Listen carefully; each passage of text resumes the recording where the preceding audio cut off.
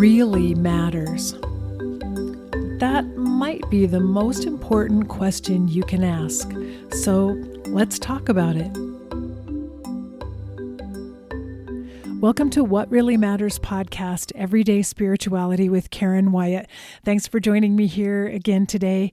This is another episode in a series I've been doing on the wisdom from the Tao, and I'm referring to the Tao Te Ching. And Tao is spelled T-A-O, just in case you were wondering. And this includes an adaptation of the Tao Te Ching that I've written called the Tao of Death. So the original Tao Te Ching was written more than 2,000 years ago by, it is believed, a Chinese philosopher named Lao Tzu, although no one knows for sure who actually wrote it, but these verses have persisted all of this time. And it's a little book of wisdom. It contains 81 verses that each talk about how to live life. And the reason I wrote an adaptation was because our society today needs to learn how to incorporate death into the concept of life. And that's actually something that's more common as an issue for our modern society, where we've really shoved death out of our awareness and tend to avoid it and even deny that it exists. And so the purpose of my book, The Tao of Death, is to give us a wisdom book to use for contemplation that reminds us constantly of our mortality. As we're looking at how to live our lives the best way, we are constantly reminded that life is fleeting and precious. We are mortal, and death is woven into life. So in previous episodes, which I encourage you to go back and listen to, I've been talking about the lessons and some of the threads that are woven throughout the Tao, that some of the takeaway messages that are there. And so I've talked about humility. I've talked about suffering as a path for transformation. I've talked about the importance of doing our inner work, of finding our way to the middle path. And today I'm going to talk about love as the greatest lesson.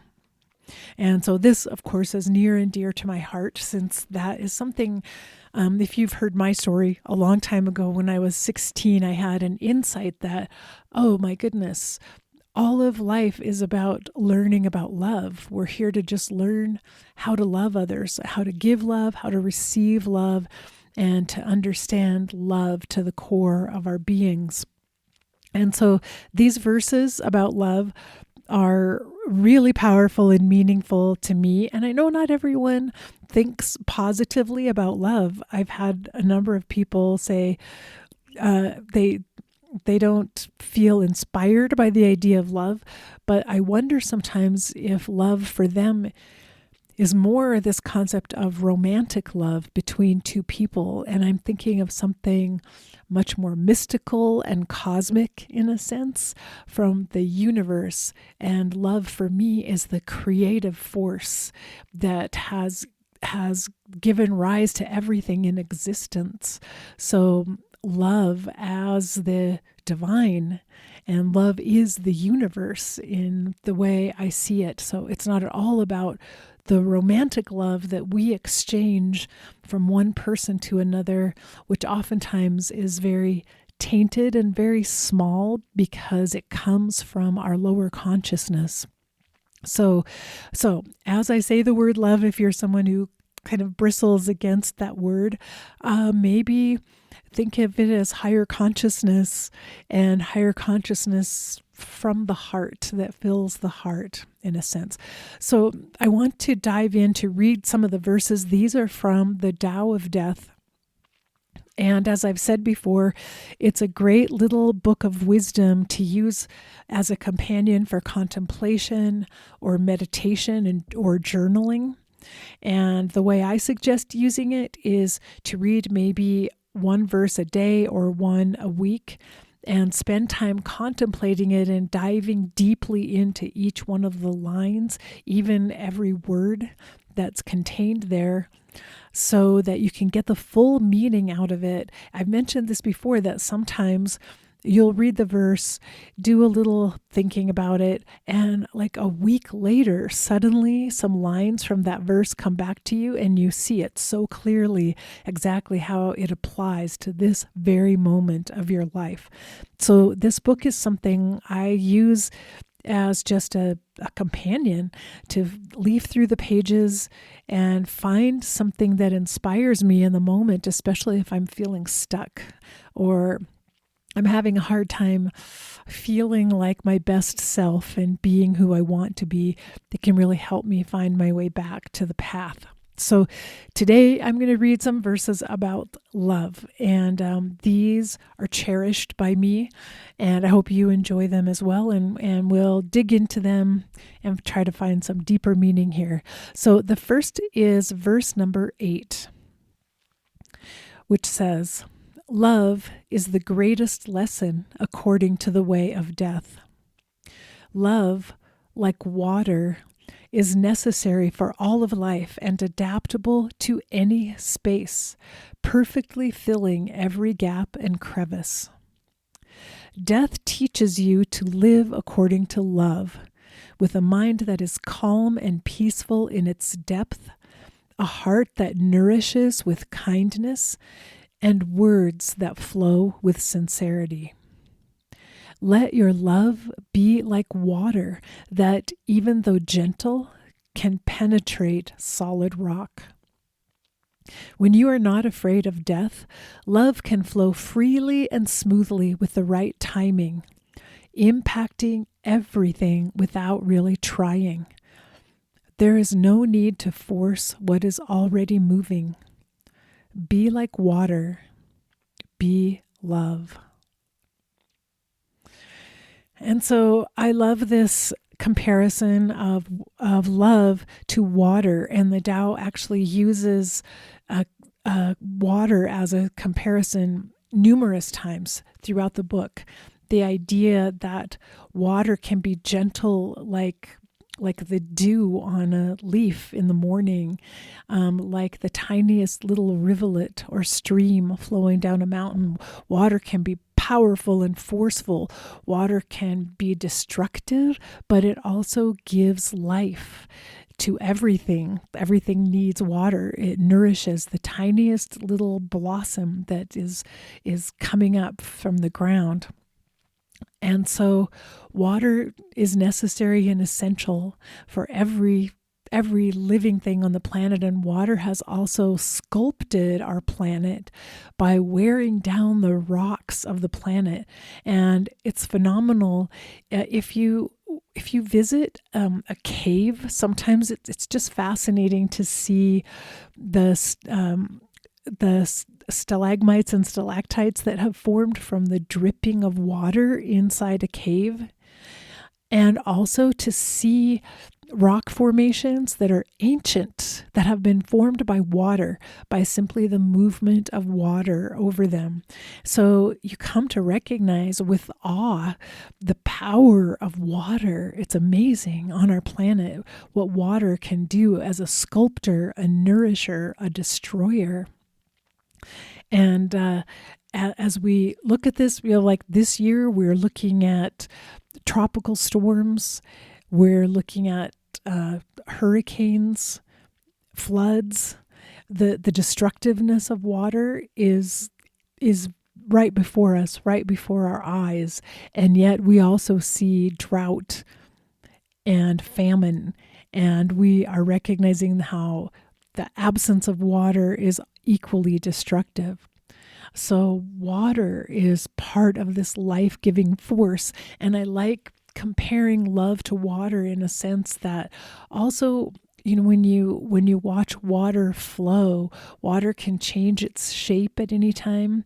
And as this verse says, it's adaptable to any space. It perfectly fills every gap and crevice. And I love that thought that when we let love flow, love can heal every wound. It can fill every gap. It can fill in everything that's missing when we operate from pure love, and we can radiate that love out to other people. And another admonishment of this verse is to move past the fear of death, because fear is an obstacle for love, for the flow and the presence of love. And so this verse says, if you're not afraid of death, then love can flow freely and smoothly with the right timing. And mentions that love impacts everything without really trying. And so when we've talked before in other verses about letting go of control, not trying to change things around us too much, or using our force to try to make things be a certain way, it's actually when we stop trying to control and we actually focus on just living with love and radiating love, that's when change can happen without really trying, as this verse says. And I love this line, there's no need to force what is already moving. And that's just really a great reminder for how we live our lives, and how often do we try to force something or push it. Have you ever been in traffic where you feel so frustrated because the car in front of you isn't moving as fast as you want it to, and you wish you could just push it, and you try to find a way to get around that car, and oh gosh, if only I'd been ahead of that car, I would have made that green light and I wouldn't have to stop now. It's that whole mentality of trying to force something that's already moving. We're already in the process. We're already there. We're already within the movement. If we could relax and just allow the flow to happen and be part of the flow, we'll be so much more comfortable and so much more at ease during the process. And then the last two lines, be like water, be love. Simple. The simplest little 2 words to remember every day. Just be love. Be like water. And then the next verse I'd like to read is verse number 55. In some ways, this verse summarizes a lot of what we've talked about already, other themes that are found in the Tao. But verse 55 says, "One who lives according to the way of death has the innocence of a newborn child, and is not swayed by the darkness that exists in this world. Such a master can be strong and gentle at the same time, potent and passionate about life, yet simple and pure, able to radiate the truth consistently without becoming exhausted by all of the hatred and pain in the world. The master who knows the way of death does not get too excited by external things or overthink any situation. He lives in harmony with life and death, letting all things come and go in their own time. He understands that when all physical life eventually perishes, only love will remain." So that last line, of course, is the clincher. When all physical life eventually perishes, only love will remain. And again, simple, it's one of the key concepts to keep in mind. Everything else comes and goes. Everything else vacillates and changes and disappears, but only love will still be there when every physical entity has vanished. And so, as I said, this verse talks about the middle path in a way of living with all of the opposites and intertwining them together and being able to manifest all of it in life without getting pulled too far in one direction or another. Also, not getting too excited by external things, like we've talked about the external path of our development that we've been working on for half our lives usually. But the true master recognizes, the inner path is actually where all the gems are hidden and where the most richness resides for life. And that's where you find harmony with both life and death. And you learn how to be in equilibrium on the middle path and let all things come and go in their own time, because you're constantly holding on to this vision that love will remain no matter what is lost, no matter what comes, no matter what leaves from me. Love will remain. And that is something to hold on to and to cherish as the highest wisdom. And next, I'll read another verse, a little shorter verse, that talks about the importance of choosing love. This is verse number 53. Once you learn the way of death, you will be motivated to stay on this path and focus on the things that really matter. But most people don't know this and choose detours instead. Thus, there is corruption wherever you look. Some pursue wealth and material possessions while depriving others of a living wage. Some stuff themselves with expensive food while children go hungry.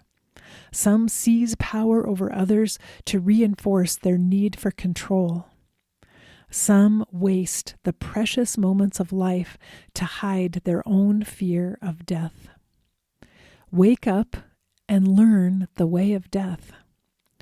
Face your fear and choose only love. So this simple verse, in a way, is saying when you learn the way of death, which means when you learn to incorporate death as part of life and integrate death into life, you will be motivated to stay on this middle path, and you will understand why it's important to focus on love and to let love overcome and rise above the fear of the ego. It's the ego that's terrified of death, terrified of losing things, terrified of being humiliated, terrified of being shown to be a fool, of not having the power, of not having control. And once you face up to all those fears, you're actually dissolving the control of the ego, because you're proving that the ego is just creating false fears, and you can let them go. You let them slip away, and the power and control of the ego slips away as well. And that's when you can truly manifest this divine love that flows through higher consciousness. You can allow it to flow through you and to radiate out from you to other people. And you'll be rising above all the struggles and the challenges and the ills of our present society. And this is so relevant, people pursuing wealth for themselves while depriving others of a living wage. That's happening all over right now. Workers not making enough money to be able to live on. Children going hungry, while many people in our developed society waste food and stuff themselves. Obesity is at an all-time high. People seizing power, and any one of us wasting the precious moments of life because we haven't come to grasp with death and the value and importance of death. So I love this. Another simple line: just face your fear and choose only love. Again, these concepts have been simple when we start talking about love. It's basically simple. We understand what love is, and we make the choice to focus on it. And the last verse that I'm going to read is absolutely my favorite verse of the Tao of Death. And so I'm just going to go ahead and read it. I wanted to end with this one because it's just very powerful to me in terms of helping us understand how love helps us rise above our fear of death. Love, the creative energy of the universe, gives rise to everything and then draws it back again with perfect timing. This is the way of death. Love breathes life into material form and nurtures, teaches, and protects it, asking nothing in return until life dissolves once again into love. Knowing that your life is just a single breath of love, cherish everything, cling to nothing. The way of death whispers in your ear, there is only love. So I love this initial image of love. I mentioned it before, the creative energy of the universe, the source of all creation. Love gives rise to everything, sends it out, sends it out into the world, this creation, but then eventually draws everything that has been created back again. It's like a breathing in and out, back and forth. Creation is breathed out from love and then inhaled back in again, only to be breathed out again in some other form, back and forth, and always with perfect timing. And so this thought that love breathes life into material form, gives the form to all of life, and asks nothing in return. And then life begins to dissolve. It dissolves back again into love. And I'll never forget a friend of mine who was dying from breast cancer a few days before she died whispered to me, I'm dissolving away, and it's beautiful. And that image stuck with me so powerfully, this idea that the dying process is a process of dissolving away. The material, physical part of our being is dissolving away so that the love that we are made of, the energy, the love force, life force energy can shine forth even more brilliantly as we reach the point of our physical death, and the physical body is dissolving away throughout that process. That's a really powerful image to me, and as I sit with people who are dying, it makes sense to me. I see it all the time. I see the dissolving away. And it feels comforting to me in a way that I've been breathed into existence, and I will dissolve and be inhaled again back out of this existence. So, such a powerful image. It takes away some of the fear that I have about the dying process. And then I love this line, knowing that your life is just a single breath of love. Love just breathed you here into existence, one breath. Cherish everything, cling to nothing. And again, that's one of the opposites in a sense. Cherish every single moment of your life and everything you have without clinging to it, without being too attached. Cherish it and get everything you can out of it, but hold it lightly because it too will dissolve away. And we need to allow it to dissolve away because the timing is perfect. We don't understand all of it. We can't see it with our own eyes, and we don't know what that timing is. That's why we need to allow. So cherish every moment that you have, but don't try to cling or attach too tightly to any of it, because that's when harm can be done. And when we begin to lose sight of what's really important about this life. And then the very final line, the way of death whispers in your ear, there is only love. There is only love.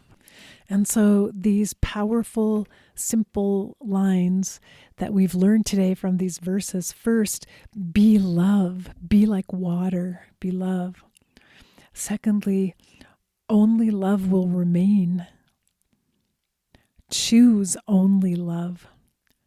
And there is only love. 4 powerful messages from those 4 verses, but simple messages. And I think that's one of the takeaway messages here, is that love is simple. You don't have to force it or push it. You don't have to try to control it or do anything special. You just have to be it. You do your inner work. You stay on the middle path. You embrace whatever suffering comes your way. You do your best to forgive and to heal.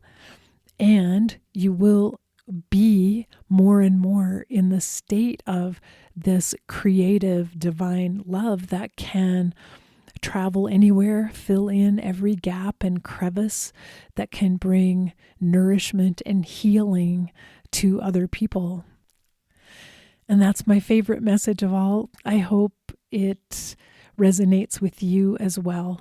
And again, if you are interested in getting the Tao of Death, you can go to eoluniversity.com/books, plural, and you'll find a link there to go to the Amazon page where you can buy the Tao of Death, or you can, and other links for other books that I have as well. And again, I encourage you to use it as a wisdom text, to use it for contemplation, meditation, and journaling to help you go deeper on your own inward journey as you're exploring yourself and your own life and working through your own wounds and pain and working toward your own higher consciousness and higher self. So thanks for joining me for this little series and listening in to this wisdom from the Tao. I hope you've enjoyed it, and I hope it's meaningful and helpful to you. Until the next time, remember, we're here for love. So face your fear, be ready for whatever life brings you next, and love each and every moment of this very precious life. Bye-bye.